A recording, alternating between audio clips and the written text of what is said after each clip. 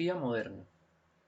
El estudio de la filosofía moderna lo estamos desarrollando a la luz de este texto, que recibe por nombre Breve Historia Ilustrada de la Filosofía, el mundo de las ideas a través de 180 imágenes. Este documento lo hemos utilizado nosotros para desarrollar un recorrido histórico por las problemáticas de la filosofía, los pensadores, las ideas que han hecho de la historia de la filosofía una historia del pensamiento humano. En el momento actual vamos a trabajar lo tocante con el pensamiento moderno y para hacerlo vamos a recordar que las herramientas a partir de las cuales, o los instrumentos más bien a partir de los cuales se desarrolla la filosofía moderna, son específicamente el Renacimiento y el humanismo. El Renacimiento es el periodo que va desde la segunda mitad del siglo XIV a finales del siglo XVI y se convierte en el paso de la Edad Media a la Edad Moderna. Es decir, el pensamiento moderno no surge espontáneamente, sino que hunde sus raíces en la escolástica, que es la última etapa de la filosofía medieval, pero además eh, tiene que ver también con la reacción que se empieza a tejer a una nueva manera de instaurar, de enfocar la reflexión filosófica. Es decir, ya no se trata de argumentar para convencer, sino que se trata de buscar de una forma más adecuada la verdad o el conocimiento, más bien el conocimiento para ponerlo al servicio del hombre. Este término renacimiento tiene que ver con una renovación del ideal formativo de la antigüedad, es decir, el renacer, el volver a buscar el formar la personalidad libre del ser humano. Al liberarse de los poderes dominantes hasta entonces, la iglesia, la sociedad feudal y sus jerarquías, así como a las universidades y la idea de ascesis monacal, es decir, en los monasterios, de ahí la palabra monacato, se tenía la idea de que el hombre debía sacrificarse y esforzarse y que la vida tenía que padecerse con dolor. Y esa idea empieza a abandonarse, así como empieza a dejarse a un lado también la idea de que el hombre tenía que obedecer y estar sometido a la forma de organización social, que era la sociedad feudal, y a la iglesia. De esta manera, el Renacimiento pretende recuperar una grandeza originaria del ser humano, que está representada en la poesía, en las estatuas romanas, en las expresiones artísticas, que de alguna manera dejaban ver que el hombre era un ser que no podía estar sumergido en el dolor y en la angustia, sino que era un ser eh, valioso, poderoso, fuerte, grande, que debía expresarse. Esta etapa del Renacimiento entonces se convierte, como lo dice este documento, en un movimiento que empieza a propagarse por toda Europa desde Italia y que libera la filosofía sacándola no solo del ámbito de la iglesia, sino también de las universidades, porque tanto en la iglesia como en las universidades la creatividad de la filosofía se había agotado. Y la contraposición entre creyentes y herejes y entre clérigos y laicos da paso a la contraposición entre cultos e incultos. Es decir, los pensadores del Renacimiento se van a convertir en los grandes líderes intelectuales, artísticos y estéticos de un periodo filosófico que va a recibir por nombre Renacimiento, pero también humanismo. ¿Por qué humanismo? Porque el componente filosófico literario que hay dentro del Renacimiento recibe el nombre de humanismo del latín humanitas, por aquello del estudio de la humanidad, por aquello del estudio de la retórica, la poética, la historia, la filosofía moral.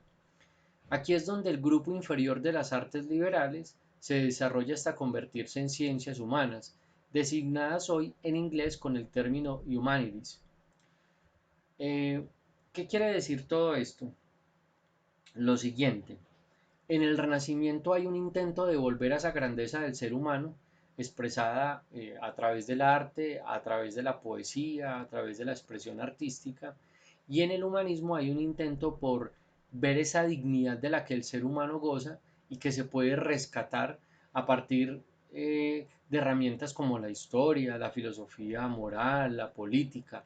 Es decir, el humanismo pretende convertirse en un nuevo terreno que abandone la soberbia de los elementos que han dominado a la humanidad, en este caso, pues los que mencionamos ahorita, la iglesia, la sociedad feudal, las universidades monacales, etcétera, y pretende colocar en el centro a una concepción del ser humano que sea, eh, que sea mucho más veraz, es decir, pretende colocar al hombre frente a la verdad de sí mismo.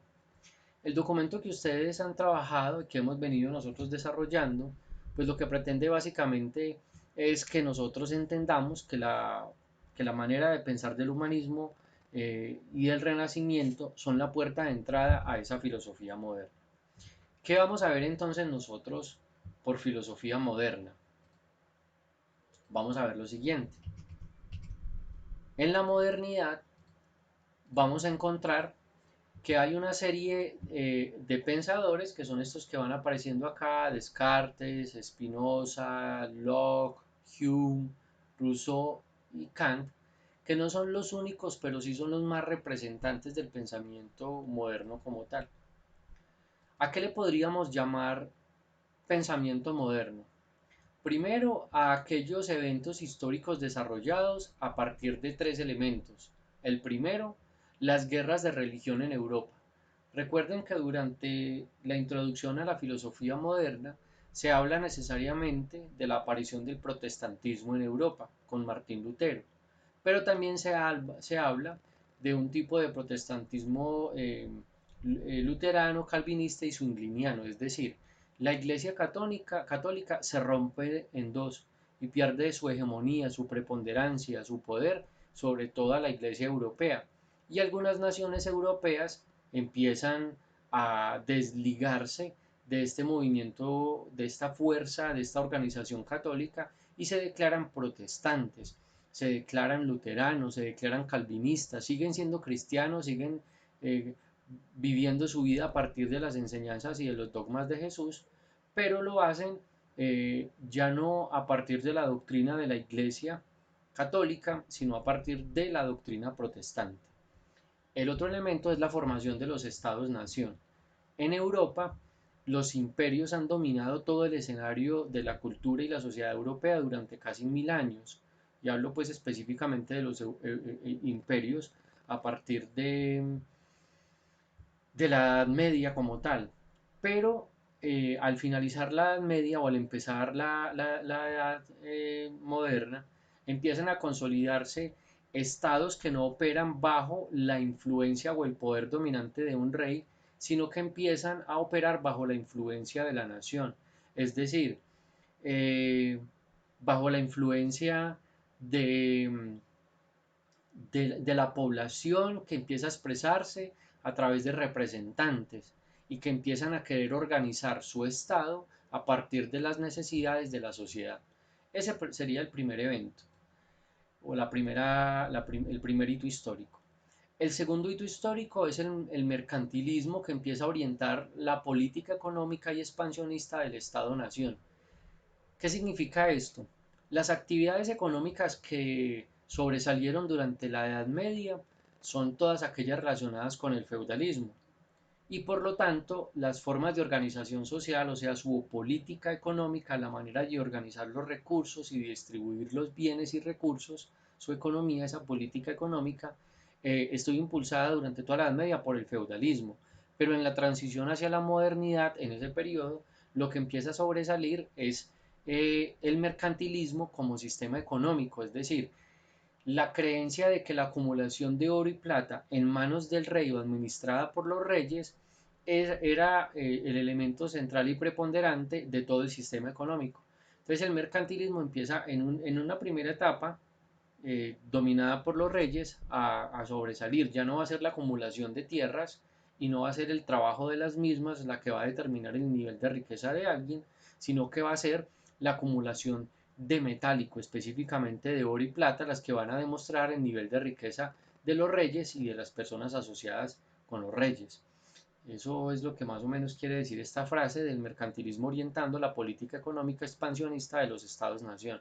Todo el financiamiento de los nuevos estados-nación se hizo a partir de la acumulación de riquezas representadas en oro y plata. Esto va a desembocar en un sistema político que se va a llamar el absolutismo. Ya no van a ser los reyes gobernando bajo el amparo de la Iglesia Católica, porque como dijimos, esta pierde su hegemonía, su preponderancia, sino que van a ser los reyes de manera absoluta, gobernando por sí mismos y para sí mismos, independientemente de las formas religiosas que en la época hayan tenido escena. Y un tercer hito importante que le dé entrada a la filosofía moderna como tal va a ser la revolución industrial. Acá aparece el concepto o la idea de máquina de vapor, pero junto con ella son todas las transformaciones industriales y mecánicas que hay. Recuerden que más o menos para 1726 en adelante, la máquina de vapor no solo se utiliza precisamente para producir movimiento, sino que el movimiento y la fuerza producidas por esta son utilizadas para transformar en la industria la producción, para acelerar, aumentar y desarrollar producciones a mayor escala. Y junto con esto, el escenario que permite o que desarrolla la ilustración. La ilustración se convierte en el culmen de todas esas ideas que venían transformando a la sociedad, la cultura, la política, la filosofía, la religión, y se van a convertir en el horizonte que a través de la razón va a decirle a los seres humanos hacia dónde debía organizarse la humanidad. En el siguiente video documento vamos a ver las etapas de esa filosofía moderna y en un tercer documento vamos a ver a los pensadores de la filosofía moderna a través de esta idea que hemos intentado diseñar acá, racionalismo y empirismo.